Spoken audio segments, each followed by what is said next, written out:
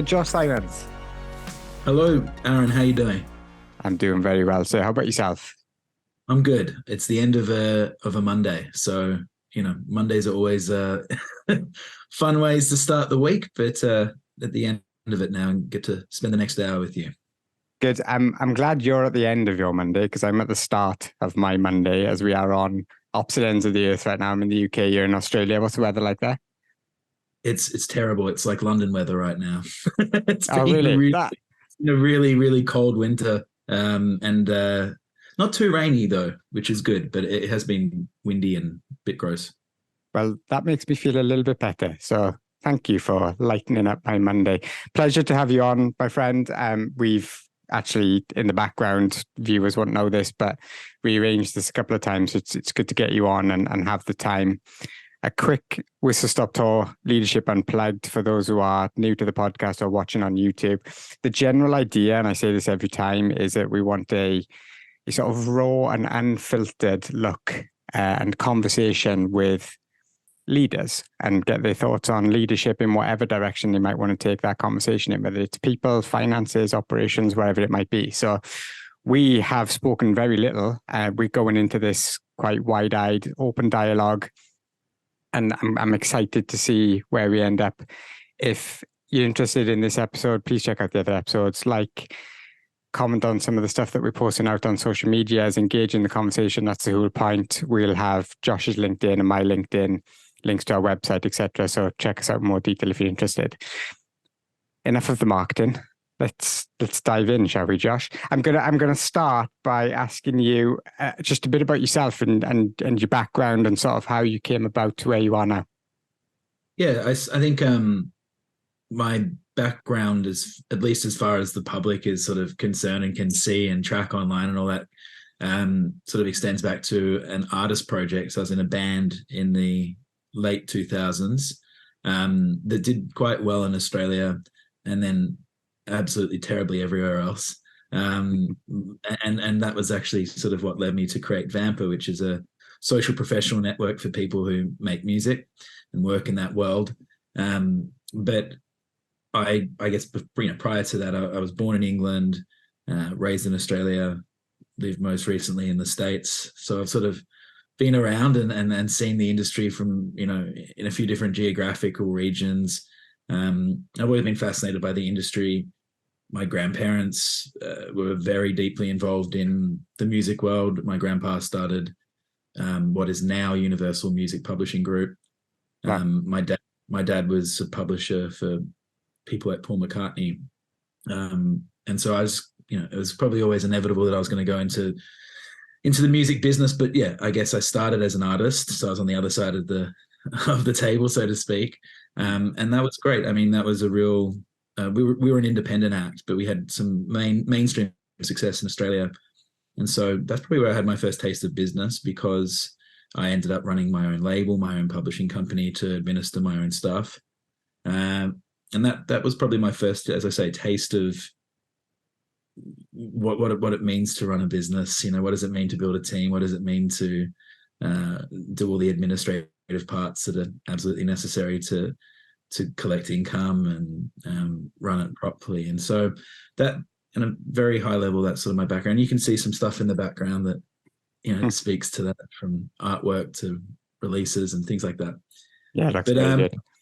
Yeah, so that's definitely, I suppose, coming from a family entrenched in the music business would always inevitably lead me to this place, as I said. But now, as the CEO of Jaxsta, we're the only publicly listed music company in Australia. There's a real responsibility to get it right, provide genuine service to the industry here and abroad. Customer base is truly global. It sort of spans pretty much every country in the world. So bit of responsibility there, but yeah, never shy away from a challenge. That's amazing. So to ask you a question, it sounds like you've come from a background of loving music and enjoying music as the consumer or the creator. How was the transition into moving that into a business space where you're trying to make money from it? And did that affect your love for it in any way? That's a great question, and I'd break it down into two parts. So number one is, when I first left school, I actually went into the movie business. I created a production company, and I loved film, and we made a feature film and a couple of short films, and we sold them, and it just killed my love for film. And so I sort of made a pledge at the time, never do that to music, because you love music too much. But I did do it. Thankfully, it didn't kill my love for it. Being an artist and sort of realizing your dreams and playing on big stages to tens of thousands of people and being on the radio and TV and all that, in the moment is as fun as you would expect it to be. It doesn't mean that there's not a lot of crap that sits around it all, but it is fun. And then now being on more the business side, and which is really the second half of your question, I get asked that a lot. And the truth is, at least as far as I see it, being a songwriter, which was kind of probably my core competency as a musician beyond anything else, is not too different than running a company. And what I mean by that is, as a songwriter, you're presented with challenges. How do I place the verse before the pre-chorus, when the pre-chorus might sound like a verse? Or which people do I want to bring into this session, and will the dynamic in the room change the outcome of the song? Are we doing this for sync, or are we doing this as part of a broader album project that has a specific story or narrative that we're trying to tell? So you've got all these problems, and they're multifaceted, and they require deep thinking. And at the same time, they also require an out-of-the-box sort of approach where you're not trying to make it too technical, because then you're just going to come up with something uninspired. Business is the same. There's no blueprint. If there was, everyone would do it. We all know that. So you have to apply deep critical thinking, but at the same time be open to novel solutions to tricky or original problems. And so I think you actually use the same part of your brain for both. Do I know that scientifically? No. But I'd hazard a guess that I'm probably right about that. Certainly problem solving is what being a creative and running a business have in common. Did you learn that the hard way through having the business? Absolutely, yeah. Because it's certainly, like, from the outside looking in, it looks very successful. All the subsidiaries of Jaxsta look very successful, but things very rarely move in straight lines, don't they? And it sounds like you kind of fell into that position and probably had to figure it out as you were going along. Yeah, there's a lot of that. Look, the Vampr journey has been one of growth, but it doesn't look like a straight line. It's sort of all over the shop. And I would say the same about Jaxsta. Prior to acquiring Vampr, they had a really clear mission goal from the outset, but working out how to commercialize it and find customers. I think anyone who's still there from the original sort of team and stuff would tell you it's been really hard work. Business is hard. Anytime you're trying to create a new market segment because you're creating a product that previously didn't exist, there's two sides, isn't there? There's the innovation and the technology, and then there's finding and identifying who the customers are, and both require R&D. I'm not really using the word correctly there, but a level of R&D. Or on the marketing side, it's more A/B testing and things like that. But it's tricky stuff. And so is creating an album, and so is staging a tour, and so is the logistics and transport side of things in the music. Again, as a creative, so the challenges, like I say, they're not too different. Although running a public company certainly comes with a lot more responsibilities than being the front man of a band. Well, you think that? Say that Taylor Swift's fans, eh? So right. If you, a lot of people we speak to on this podcast, we inevitably end up talking about technology and technology's importance now and in a lot of businesses and moving forward and what that might look like. Obviously, you're the CEO, so you probably look at it from a top level perspective, I imagine. But how important is technology within your businesses? Well, all of our businesses are technology based, so we're in the music technology business. I suppose vinyl.com is more e-commerce, but it still uses technology to achieve its to achieve transactions and its outcome, which is fulfilling a user's requirement.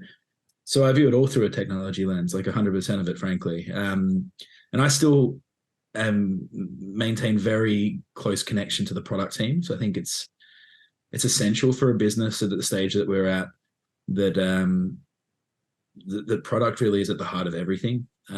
When you have a product that people love and would,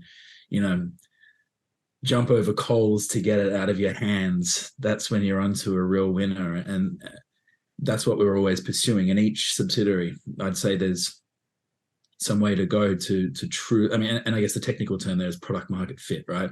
We've obviously got signs of it in every part of the business, but when you really nail that, things can explode and go to the moon very quickly. So that's my job. My job is to pursue that at all costs, because when that happens, everyone wins. The consumers win, the stakeholders in the business. Well, the consumers are stakeholders, but every stakeholder wins. And so, I take that very seriously.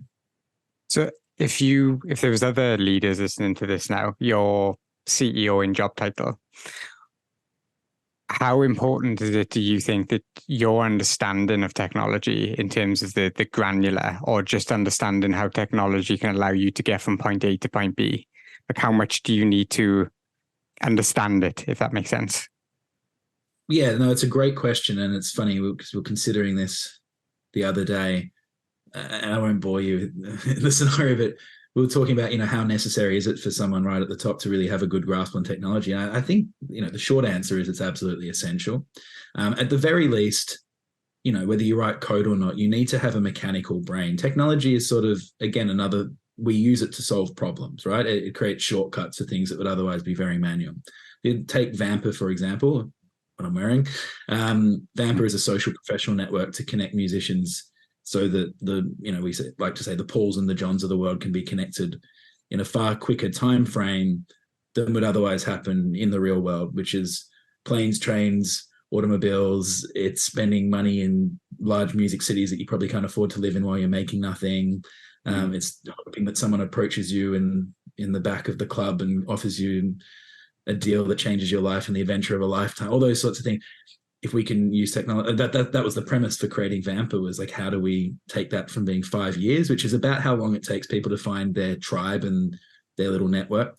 How can we take 5 minutes and shorten that into 5 seconds using technology? So, I'm not a coder myself. Well, I write HTML. I don't write, React and all the other various languages that we use at Vampr, but I knew enough on a high level of what pieces needed to come together. And as the leader, it is really your job to understand what are the requirements, then how can I find the people, how can I then put the process into it to ultimately come out with a product that other people want. It's the sort of 3P principle that I love. People, product, process. It's like, without any one of those three things, you don't have a business. The leader's job is to make sure that there's no one blocked at any of those stages. So do we have the right people? Do we need more people? Have we got the process in place? And then ultimately, what's the product looking like? What's the roadmap? What do we need to do to achieve our commercial goals? What do we need to do to keep people happy inside the business? Everything comes back to people, product, process. And I think if you live by that as a leader, you'll probably be okay. What about... It's not... I don't think anything guarantees success, but I think it's a good framework to lead by. Okay, and I think that's really interesting, because I primarily, the industry I work in, I tend to work with small to medium-sized scaling tech organizations. And there's often a commonality in certain challenges as they're scaling, and they might hit an inertia point where they need more money to scale, or they can't get the right people, or they can't get the right culture fit, or whatever it might be.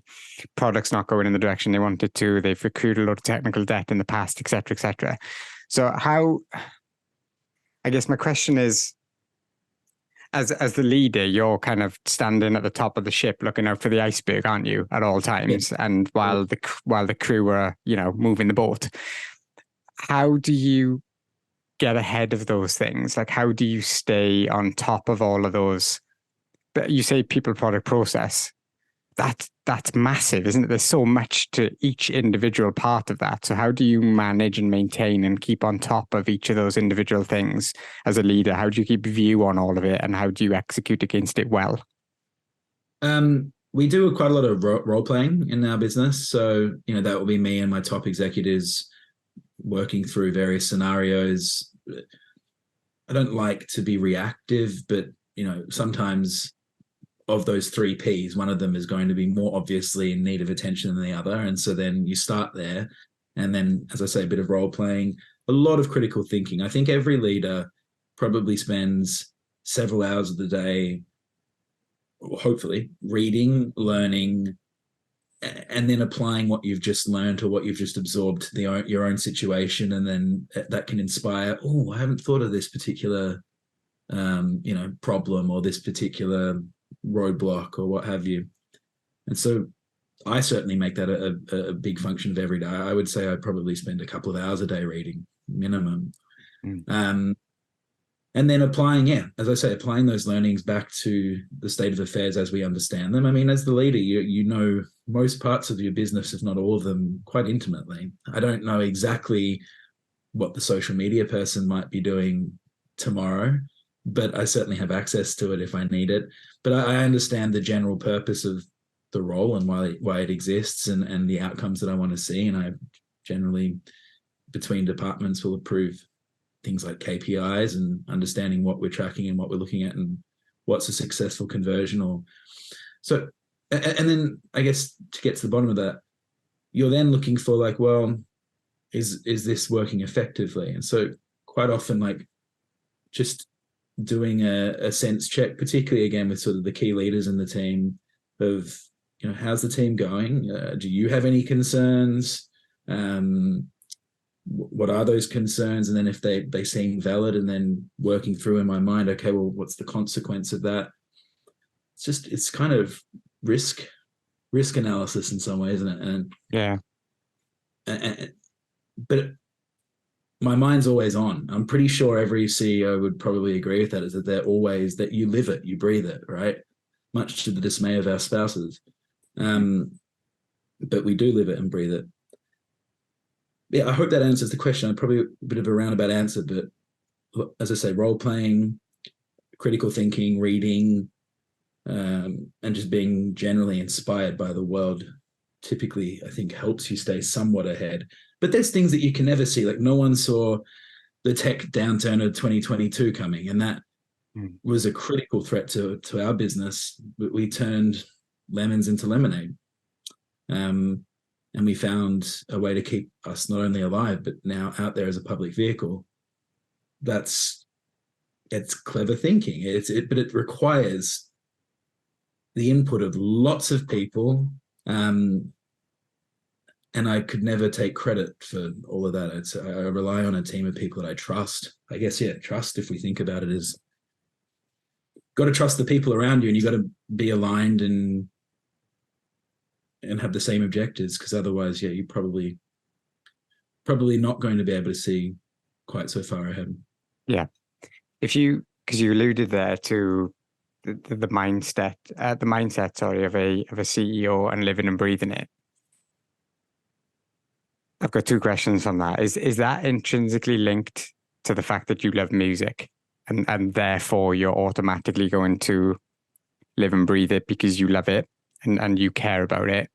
And also, if you didn't, do you think you could still be a successful CEO or leader by applying a playbook of you do this, you do this, you do this, you do this, with X amount of variable within it, like you said? But is it a scalable thing to be able to learn and become, or is it just you need to be a certain way in your head? Okay, so I don't think to be successful in my specific job, you need to love music, but you do need to understand the music business as much as the next person. Like, you've got to be an expert at understanding all of the nuance of the music industry. And so I have a big fat tick next to my name in that respect. Loving music, I don't know if that, I'm sure it helps. I have no doubt it helps, but I'm positive I could also be the CEO of an industry where I don't have that same lifelong affinity for. And without, I don't want to cheapen though the value of domain expertise. So but again, that's the knowledge thing that I've already addressed. But domain expertise is like, especially in a founder CEO rather than just a CEO. But domain expertise can't be overvalued enough. It's if you don't have it, you end up paying people for it. And as a startup, when you've got maybe $500,000 in seed funding, or maybe a couple $1 million if you're lucky, if you're paying for advisors and folks that understand the industry that you're trying to conquer, it's going to eat most of your seed capital pretty quickly. The cost of people is usually the highest expense in an early stage technology startup. And I guess the takeaway from that is, and when you learn to appreciate that, and it took me years to appreciate that we probably saved our own company X amount of money, or lots of money, because me and my business partner had done it all in the music industry. So we understood all of these little small details, and we didn't have to hire advisors and lawyers to check everything because we kind of had a grasp. But, having said that, I think you could still, well, it comes down to how you select your team. Now that I'm guess I'm just in a state of free flow here, but yeah, it's good. You find, like, when I think about other projects that I might want to pursue in the future or what have you, there are some projects in industries that I would love to tackle where I don't have that domain expertise, but I know the people in those spaces that do, and I would absolutely make them co-founder, if not CEO. So I think it almost, again, it comes back to this PPP philosophy. You need that domain expertise as a startup, probably less so as an established enterprise. But that's the interesting thing there, is that if you don't have the expertise, you don't have the domain expertise, and you are relying on advisors, then you are treating your startup like an enterprise before you have the ability to do so. And that's almost like a death sentence to any young business. Yeah, I can imagine that. So if thinking of yourself then, and your love for music, which probably helped in hindsight and saved you money not having to buy that domain expertise. My knowledge in music helped, not my love for music. I think you got to separate the two. I think you have to separate them, because I have knowledge and love of various things, but they don't always mean I'd be a good leader in those fields. So I think you do separate those things. So then, did your love for music help you? I've never contemplated that until you've just asked this question. I think my deep respect for the music industry helps me, because it drives me. Like, this might be a bit naff, but like one of my earliest goals when I started Vampr, and it just becomes more entrenched in many respects as the years go on, and now with Jaxsta, is to get recognition from some of my heroes, people like Bruce Springsteen and Phil Collins, like legends and stuff, that if they were aware of what we were doing and how we were helping the industry, and obviously our objective is to commercialize things and be profitable, but we're trying to help musicians fundamentally. For a compliment from one of those guys saying, what you did really means a lot to us all, that to me is what success looks like. And that kind of a goal, which isn't based on a specific number, it's not based on a market value, like an enterprise valuation of $1 billion or whatever. It's a moment that I'm working towards, if you will. That can only come because you have deep respect / love for something. So I suppose the answer to your question in a long-winded way is absolutely yes. My love for music has made me more formidable and more hungry to get there. Because we now live in a world, don't we, where, and I think rightfully so, like leaders and people generally, because of COVID, etc., are thinking more about what makes them happy and what gets them out of bed in the morning. We talk a lot about it internally at ERG.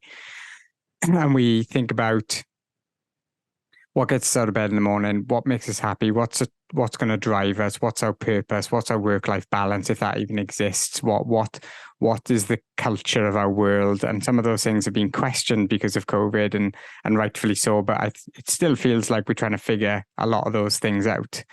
And I think we now potentially live in a world where we used to think it was about trying to crank the numbers higher and higher by getting more and more out of a person.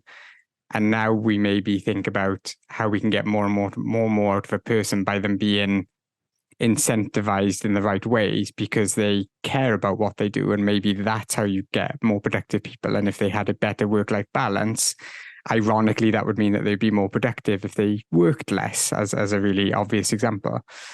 We're still figuring that out, aren't we? And I think I find it interesting asking people like yourself whether you worked those extra couple of hours, whether you said earlier about always being on.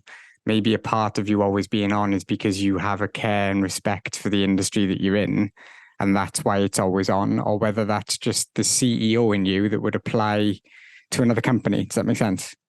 It does. I think when it comes to team members, the conversation that we've had, like you said, since COVID especially, about work-life balance has been on balance good. And I definitely see a correlation when you give people I won't name names, but in my own team, when you give people flexibility to work remotely, to travel the world, so long as they put in the hours and get their task done, I don't really give a shit where you are, to be honest. Yeah. And leading, quite confidently.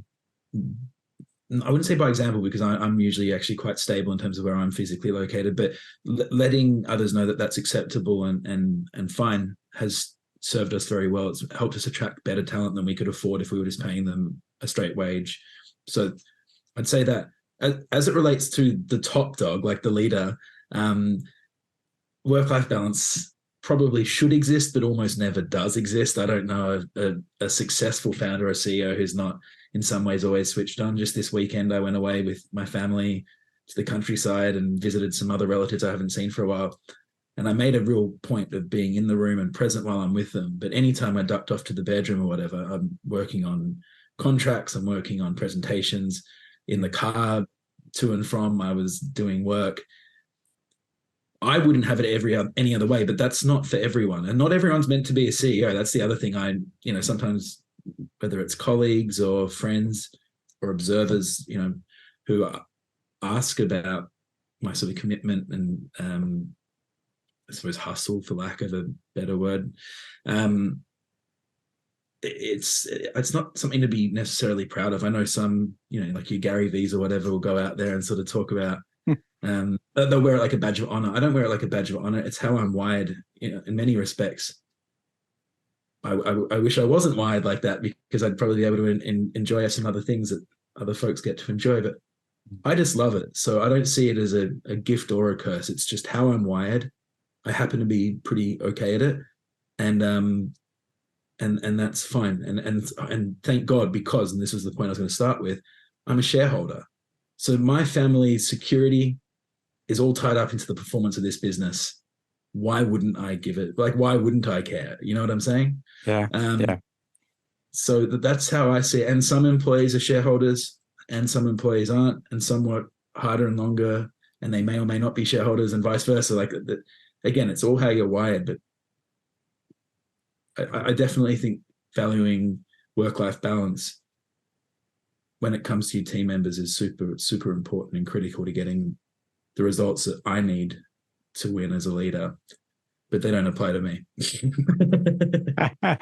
But I think there's an awareness, isn't there? Like, even the way you're talking about it, you're aware of the way you are and you understand the pros and cons of that. How important is that awareness when it comes to the other people in your team and understanding that they're drivers and their happiness and their work-life balance and what gets them out of bed in the morning might be different to yours, and therefore how you drive them is different? That's right. And sometimes I'll observe team members struggling a little bit, and I'll proactively reach out and say, is everything okay? And again, when you've established a culture that it's okay to just be candid and say how you're feeling, typically speaking, I'll get a really, candid and meaningful response. And then it's my job to go away and think about how can I make life easier for them. within reason, of course. But yeah, that's one of the awesome burdens of being a CEO.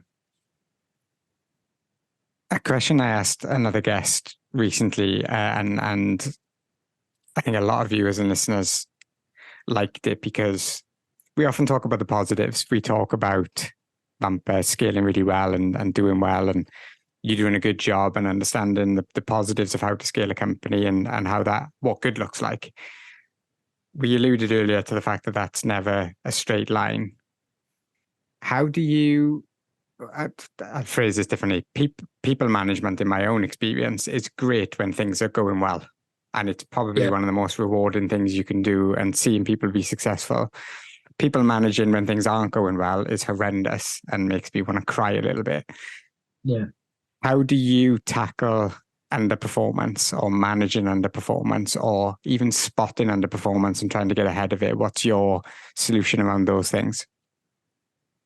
I think some of the answers in the question, insofar as I do try to spot it before it becomes an issue. Often it's sort of about encouraging. Let me start again. Initiative is the number one quality I look for when I interview. I don't really give a shit about any other quality. If someone has initiative, generally speaking, they'll be a great addition to the team, even if their job title doesn't resemble what's on paper by the end of their first year. Initiative is important because it means that they're self-aware. They're thinking about what they're meant to be doing, and if they're not achieving it, they're thinking about other ways to get there. So it starts in the hiring process and finding people who you believe have initiative. And it's very hard to prove it, but it's pretty obvious when you can see it. So it starts there. And then if someone is in a role and they're not succeeding at it, like he said, it's kind of try to call it out as early as possible, but also understanding that sometimes, like SEO is a great example. You're not going to get SEO wins overnight. It's going to take 3 months minimum, and then the wins are going to compound if it's going well, but that's a big if.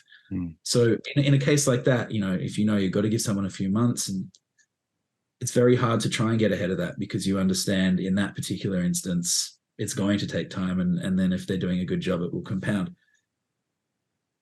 But then there's other jobs, like social media is a good one, where, the results should kind of speak for themselves and pretty quickly. And if you see someone struggling, first it's about asking them, like, how do you think it's going?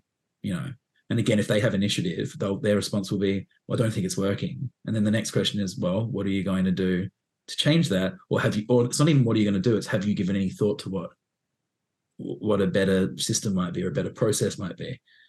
Generally speaking, if I've hired well, yes, I have, I'd like to do this. Okay, that sounds really good. Why didn't you come to me earlier? Oh, I thought we were giving this strategy a go. We were, but is now the right time to maybe pivot a little bit internally? Maybe, yeah.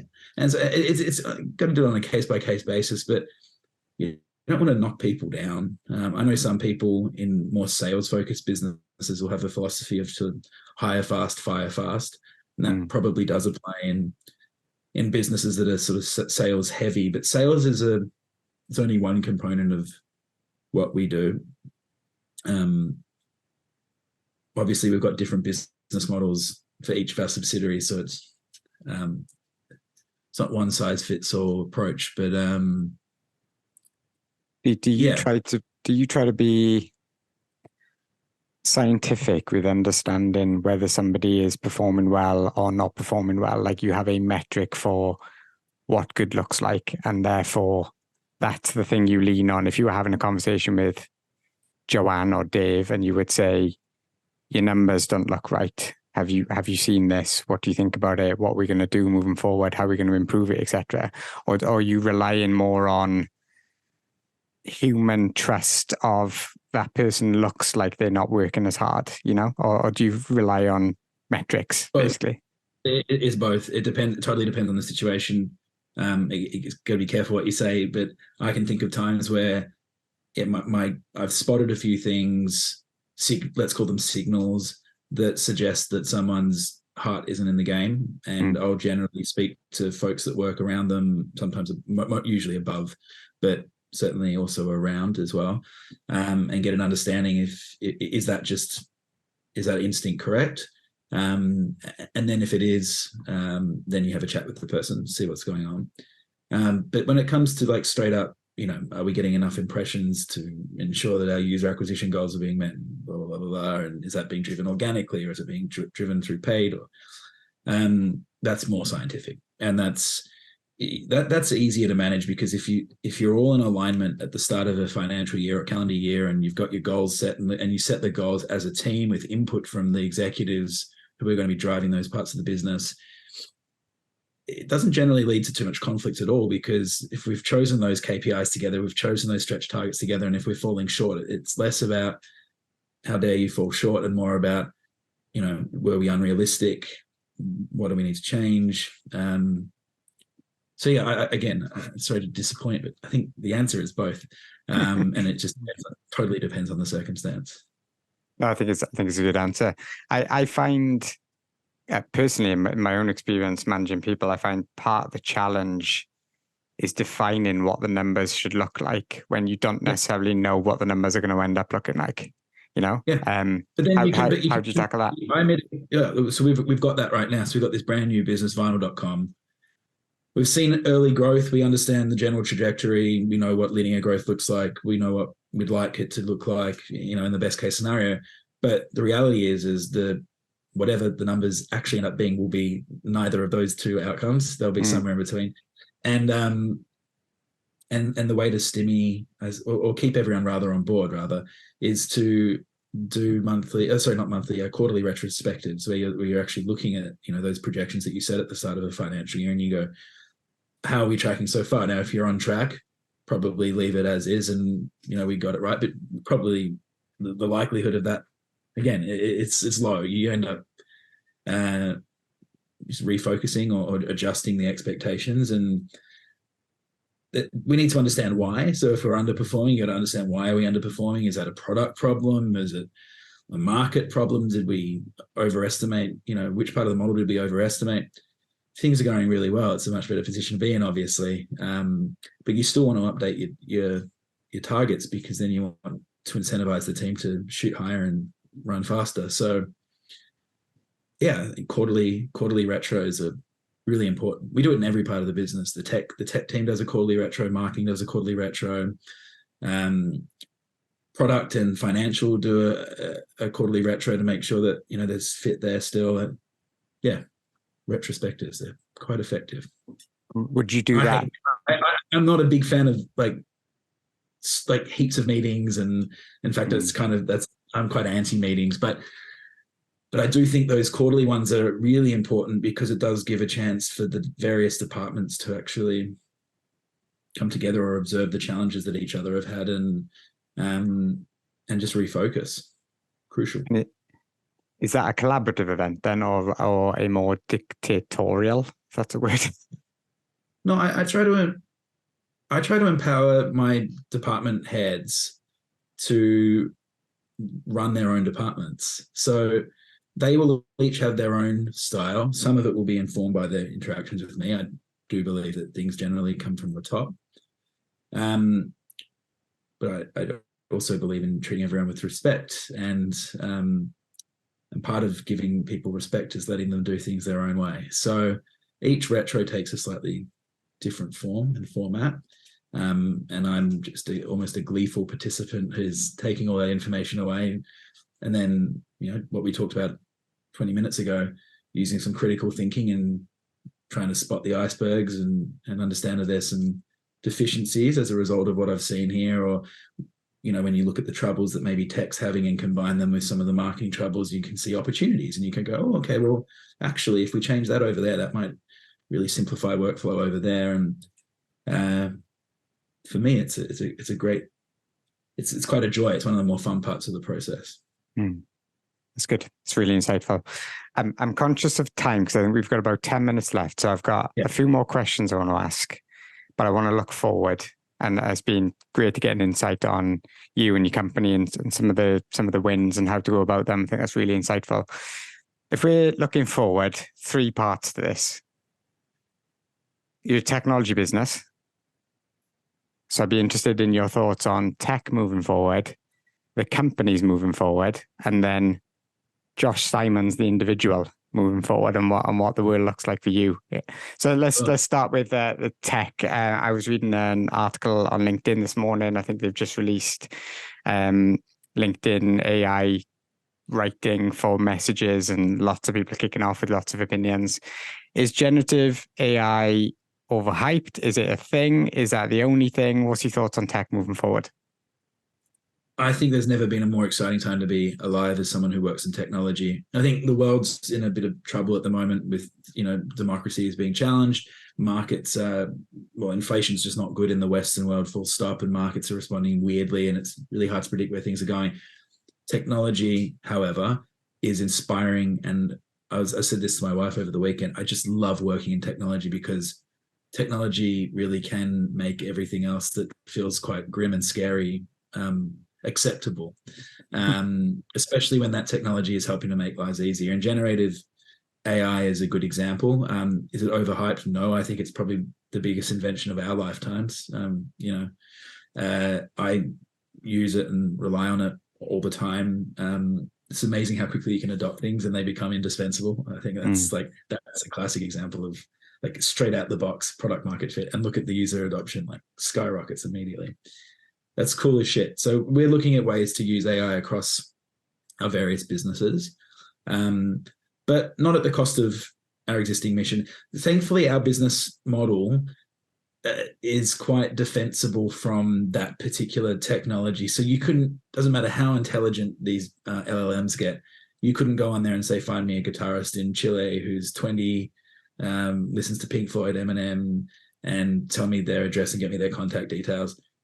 You just couldn't do that. So, we're okay as far as we don't see it as a threat. If any, we only see it as an opportunity. How we actually what's the application inside of our businesses? I'll stay quiet on that because we haven't revealed any plans there, but really exciting. So was blockchain and still is. That struggled to find its application. I think the generative AI conversation is moving much faster than the blockchain one did, but it's all really fascinating stuff. And I'll have more to say on that soon. As far as the future of the businesses, I've gone on record saying we're going to simplify our structure a little bit and converge some of the business units and brands, and that's going to be a journey. We don't want to rush that. We could rush it. We could try and build the everything app that sort of does everything that we currently do all in one place. And I think we'd lose a lot of customers if we did that overnight. So we're going to take a journey. We're going to slowly over quite a, I want to say prolonged, but it's not going to happen in the next 12 months, but you'll see signs of it happening in the next 12 months. And we really want to establish vinyl.com as quite an authoritative brand. Once we do that, and we're already selling some of those products, in Vampr, and Vampr's been selling some Jaxsta products, and Jaxsta and Vampr in some ways will come together from the consumer standpoint. Jaxsta will remain its own thing in a B2B sense, but there'll be further convergence of all of these tools when it makes sense. But I think it won't be rediscovering product market fit, because again, as their own entities, they kind of, as I said earlier, they have some degree of that. But when you start to bring things together, you start to fuck with that formula a little bit. So you've just got to be delicate. But that's happening, and that's the future for these businesses. And we'll also, on top of just growing organically, we'll grow through acquisitions. We're looking at various things at the moment, some really exciting things actually, but again, I can't talk about that today. Maybe on another podcast, another time, on a publishing. So what about yourself, Josh Simons? Are you, what's the aim here? Do you want to retire and live on a yacht, or money's not important? Do you want to continue to follow your passion? I was going to say, don't we all want to spend some time on a yacht and retire? Very true. No, I mean, of course I want to be comfortable, but I've got unfinished business. I think I mentioned it at some point in this chat, but I want to create a brand that legends of the industry respect and look up to, and we're not quite there yet. So not that we haven't made an impact and we haven't changed people's lives. We've touched millions of people's lives, but there's some ways to go. So yeah, I'm a man on a mission. It keeps my, as I said, I got a pretty active mind. It keeps it focused. I don't see myself doing anything else for the time being. One follow-up question to that is, do you think that'll always be the case? Like, if there wasn't, let's say, all of the most famous musicians that you really respected, all, I don't know, were listening to this podcast randomly right now and then reached out to you and said, great job, you've done amazing. Would that be like, oh, okay, I'm done now? Or do you think that bit in your brain would just continue and is going to continue because it's part of you? Yeah, to be honest, like some of my, I'm not going to say who out of respect to the individuals, but some of my heroes have reached out and said, love what you're doing. So that's amazing. The thirst for the drive that creates inside of me hasn't disappeared despite having those awesome moments. So yeah, I think I don't think the drive will ever die until I have my last breath. It's just fun running business. I was talking to some of our shareholders the other day that are self-made multi-millionaires, and not the ones that people who are listening who know our story would be thinking, so fuck off. But but I was talking to some, and one of them's got his hands in a whole bunch of really interesting things. I said, why? Like, I was like, what does this farming thing have to do with this technology play over there? Like, what? And he's like, oh, it's just so much fun. I couldn't imagine doing anything else. And I was like, but you could do nothing for the rest of your life. And he's like, I couldn't think of anything worse. And I think I understand that. Like, I totally get that. It's still always good to ask people where they stand and all that. And that's what you've just done with me. But I totally understood what he meant. He's just like, well, it's fun. This doesn't feel like work.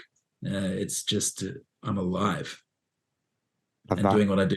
Yeah, doing what I do makes me feel alive. So that's probably a good place to end it. Yeah, absolutely. Couldn't think of a better way. Thank you, Josh. It's been an absolute pleasure listening to you. What a great story from your perspective, company perspective, and little pearls of wisdom and insight that I'm sure other leaders would find valuable, or even people thinking of moving into those kind of positions, and what kind of characteristics you might need to look out for and in how to be successful. So thank you very much. This will be, if you're interested in more episodes, check out Leadership Unplugged landing page, check out Spotify, Apple, YouTube, we're on all the usual places. We'll have snippets of this podcast going out on social media. Please interact with us, communicate, get the conversation going, whether that's with myself or Josh or the respective companies. Thank you again, Josh. I will leave you to enjoy your evening now, isn't it? What time is it there now? Monday night, 7 p.m. I got a couple more calls and then I'll have some dinner. Never switch off, right? Yeah, exactly. An absolute pleasure, my friend. Thank you. Thanks, Aaron. Take care.